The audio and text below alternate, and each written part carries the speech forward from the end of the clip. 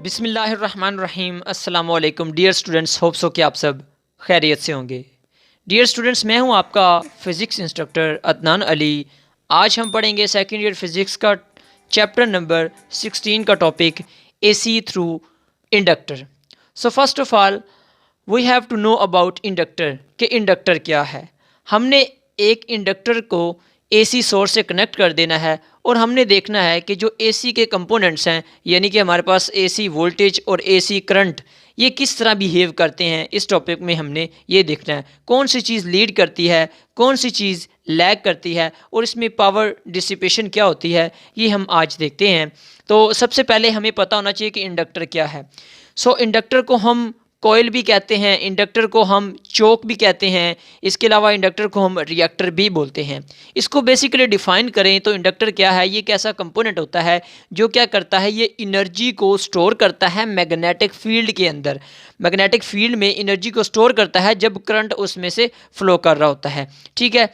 और इसके अलावा जो इसमें एक इम्पोर्टेंट चीज़ है इंडक्टर का, जो उसमें इसकी वर्किंग में एक जो इम्पोर्टेंट चीज़ है वो ये है कि इंडक्टर क्या करता है, ये जो करंट की मैग्नीट्यूड है उसको कांस्टेंट करके रखता है। यानी कि अगर मैग्नीट्यूड ऑफ करंट जो है वो सर्किट में बढ़ रही है तो ये क्या करेगा, उसको कम करने की कोशिश करेगा, और अगर कम हो रही है तो ये उसको इंक्रीज़ करेगा। यानी कि ये बेसिकली क्या करता है, इंडक्टर मैग्नीट्यूड ऑफ करंट को कांस्टेंट रखता है। सो आप ये एक पॉइंट जो है इसमें याद रखना, it keeps constant magnitude of current. ये करंट की जो मैग्नीट्यूड है उसको क्या करता है, ये कांस्टेंट रखता है, ठीक है।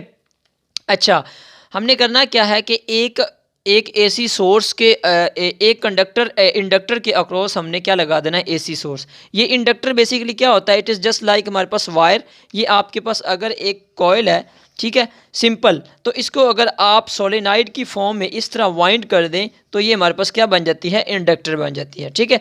इंडक्टर को आपने यहाँ पे किसके साथ कनेक्ट कर दिया है, एसी सोर्स के साथ। तो अब होगा क्या कि हमें पता है कि हमने ये पिछले लेक्चर में भी देखा था, जब हमने बल्कि स्टार्ट में देखा था कि हमने एसी करंट और एसी वोल्टेज की वैल्यूज़ निकाली थी। हमारे पास एसी करंट की जो वैल्यू आती है, instantaneous value I = I0 sin omega t आ जाती है। इसकी इक्वेशन को देखें तो देखिए, जब इसमें से करंट फ्लो करेगा, तो मैंने कहा कि ये एनर्जी को एक तो स्टोर करता है, ठीक है, मैग्नेटिक फील्ड के अंदर। जब ये इसमें स्टोर करेगा तो इसमें क्या आएगा, चेंज इन करंट आएगा with respect to time. Change in current की वजह से हमें पता है बैक ईएमएफ जनरेट होती है विद नेगेटिव साइन, क्योंकि नेगेटिव साइन हमें लेंस लॉ बताता है, ऑपोजिशन की वजह से यहाँ पे नेगेटिव आता है लेंस लॉ के अकॉर्डिंग। अच्छा, अगर हम बात करें किरचॉफ्स वोल्टेज लॉ की, तो किरचॉफ वोल्टेज लॉ हमें ये कहता है कि जो हमारे पास सम ऑफ द वोल्टेज होता है वो हमारे पास ज़ीरो के इक्वल होता है। तो इसमें देखें, हमारे पास एक तो अप्लाइड वोल्टेज है जो कि VL है अक्रॉस L जो है हमारे पास वोल्टेज वो VL है, हमारे पास यहाँ पे जो वोल्टेज है VL, और यहाँ से हमें एक जो करंट की चेंज की वजह से एक EMF मिल रही है, उसको प्लस करेंगे, दोनों किसके इक्वल होनी चाहिए, ज़ीरो के इक्वल, क्योंकि EMF is basically a voltage, ठीक है। अच्छा, उसमें इसके बाद देखें कि ये EMF को उधर ले जाएं, सेकंड साइड पे शिफ्ट करें तो ये क्या आ जाएगा, नेगेटिव आ जाएगा। अब यहाँ पे इस EMF की वैल्यू पुट करें तो माइनस ये है इनटू ये माइनस ये वाला L del I/del T, minus minus plus हो जाएगा, तो ये हमारे पास साइन एक हमारे पास रिलेशन आ जाएगा, ये VL = L del I/del T।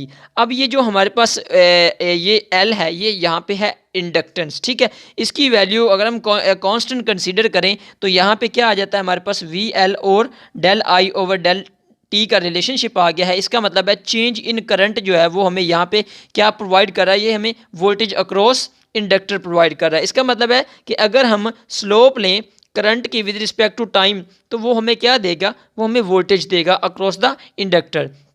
तो चूँकि ये साइनोसाइडल हमारे पास करंट है, साइन की फॉर्म में है, तो इसकी साइन फॉर्म बना लें, साइन वेव फॉर्म बना लें, ये हमारे पास करंट, इसको IT ग्राफ लें। अब हम ये देखते हैं कि कौन सी चीज़ लीड करती है, कौन सी चीज़ लैग करती है। तो ये ग्राफ है हमारे पास, एक्स एक्सिस पे हमने टाइम लिया है, वाई एक्सिस पे हमने करंट लिया है। तो इसमें देखें, ये साइनोसाइडल कर्व हमने बना लिया, एक यहाँ से स्टार्ट किया है, पहले इसमें ज़ीरो है, इसमें करंट, ठीक है, उसके बाद ये ज़ीरो करंट है, उसके बाद ये मैक्सिमम पे पहुँच गया, फिर ये मिनिमम ज़ीरो पे आ गया, फिर मैक्सिमम इन नेगेटिव साइकिल, फिर ये ज़ीरो पे, ये इसकी साइनोसाइडल कर्व है, ठीक है।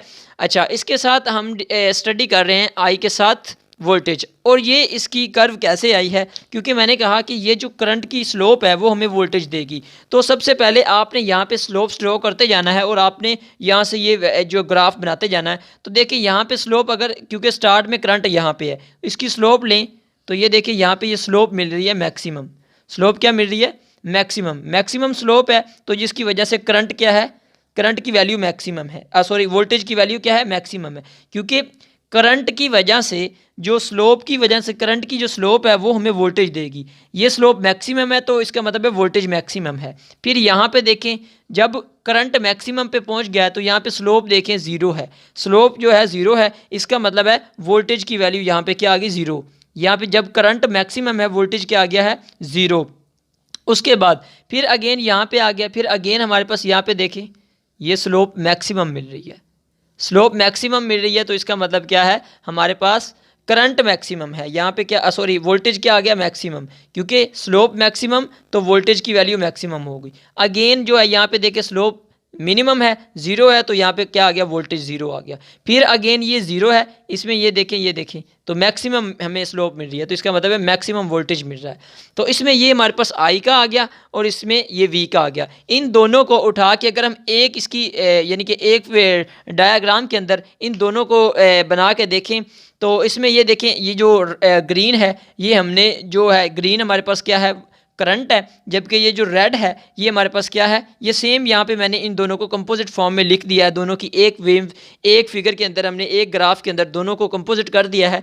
इसमें ऑब्जर्व करके देखें, ये हमने दोनों का वाई एक्सिस पे तो हमने लिया है टाइम, ये एक्स एक्सिस पे इधर हमारे पास y भी है और I भी है। इसमें ये देखें, ये वोल्टेज है, ये देखें, और ये करंट है। तो ये यहाँ पे क्या है, करंट ज़ीरो पे है, जबकि वोल्टेज यहाँ पे मैक्सिमम है। तो ये इसमें देखें, ऑब्जर्व करके देखें तो वोल्टेज यहाँ पे लीड कर रहा है। जो हमने पिछला टॉपिक पढ़ा था उसमें हमने देखा था कि AC थ्रू कैपेसिटर में करंट जो लीड कर रहा था, लेकिन यहाँ पर क्या लीड कर रहा है, वोल्टेज लीड कर रहा है। तो हम कह सकते हैं कि जो वोल्टेज है इसकी अगर हम फेज़र डायग्राम बनाएं, वेक्टर रिप्रेजेंटेशन, तो वोल्टेज यहाँ पे आएगा, जबकि करंट हमारा क्या आएगा, एक्स एक्सिस पे। क्योंकि वोल्टेज जो वर्टिकल होती है, जो लीड करती है, उसको हम एक्स एक्सिस पे बनाते हैं, जो लैग करती है उसको हम वाई एक्सिस पे। तो ये हमारे पास क्या आ जाएगी, 90, या फिर इसको π/2 भी कह सकते हैं।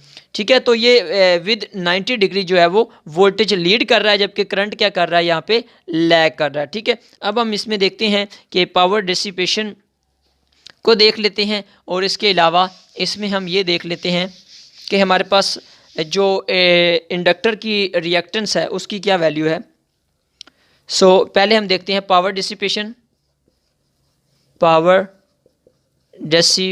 को देख लेते हैं इसमें। तो स्टूडेंट्स, पावर डिसिपेशन का हमने लास्ट जो AC थ्रू कैपेसिटर पढ़ा था उसमें भी हमने इसका फॉर्मूला देखा था कि पावर डिसिपेशन क्या होती है हमारे पास, P is equal to power dissipation is equal to VRMS IRMS ये क्रॉस कॉस थीटा। ये पावर फैक्टर है, कॉस थीटा क्या है, पावर फैक्टर है।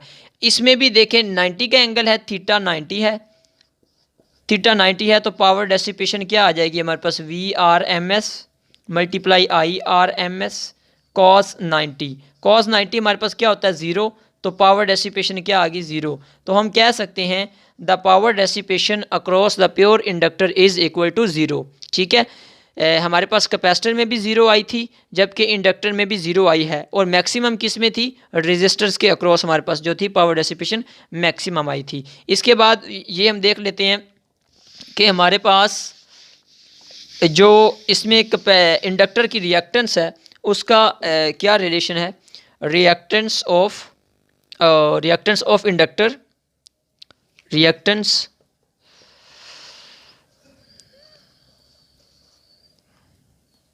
Of inductor.